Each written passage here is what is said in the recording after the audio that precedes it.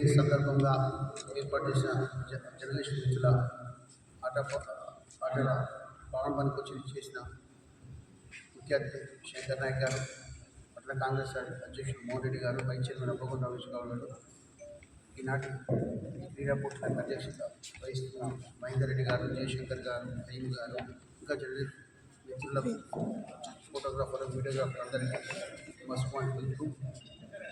పొద్దున్న లేస్తే మాలాగానే మీరు కూడా ఫీల్డ్ మీద తిరుగుతారు.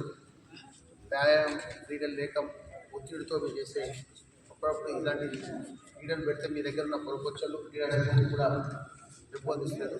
కాబట్టి ఇలాంటి క్రీడలు పెడుతుంది. మీకు గతంలో 2005 నుంచి 2016 వరకు మీకు కూడా 4-5 సంవత్సరాలు ఉత్సమని జర్నలిస్టులకు, డిస్ట్రిక్ట్ అడ్మినిస్ట్రేషన్, పోలీస్ అడ్మినిస్ట్రేషన్కు క్రీడలు పెట్టారు.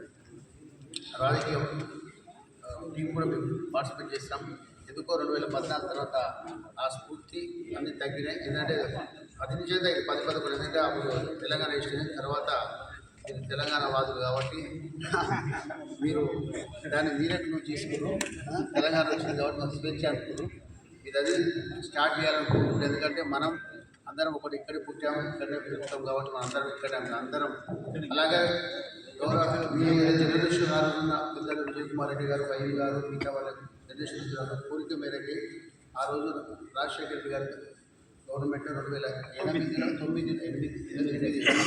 2008-9-8లో క్యాబినెట్ తీర్మానం ద్వారా మీకు ఇళ్ల పట్టాలకు కేటాయించారు. ఎందుకో కానీ మీకు అది పూర్తి అనుకోండి, మీ మధ్య సఖ్యత కొట్టి తర్వాత సఖ్యత కూడా కూర్చొని మాట్లాడుకొని సెట్ చేసి, ఎందుకంటే అది పెండింగ్ పడే కొద్దీ మీకు కాదు అది కొత్త కోర్టు డెసిషన్స్ వస్తున్నాయి.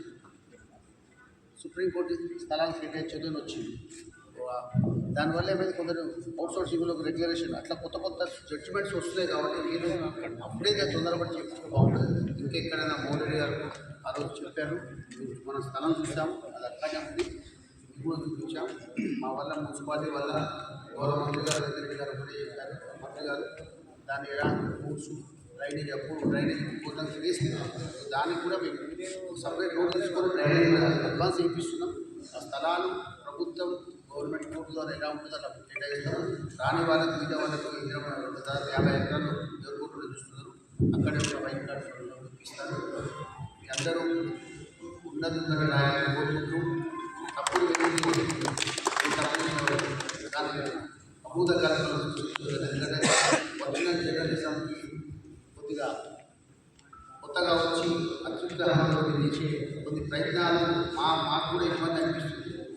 దానివల్ల ఏంటంటే అందరికీ అనిపిస్తుంది, అదే వీళ్ళందరికీ నిజాన్ని రాయగా తప్పు ఎవ్వరు చేసిన ఇన్వెస్టిగేషన్ జర్నలిజం అనేది పొరబడింది.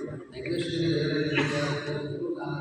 మీడియాలో మీకు ఎవరికల్లా మీ అందరికి సహకారాలు ఉండవు. మీరు కూడా మాతో తిరిగిన వాళ్ళే, మాతో కలిసి తిరిగిన వాళ్ళు కాబట్టి సహకారం ధన్యవాదాలు.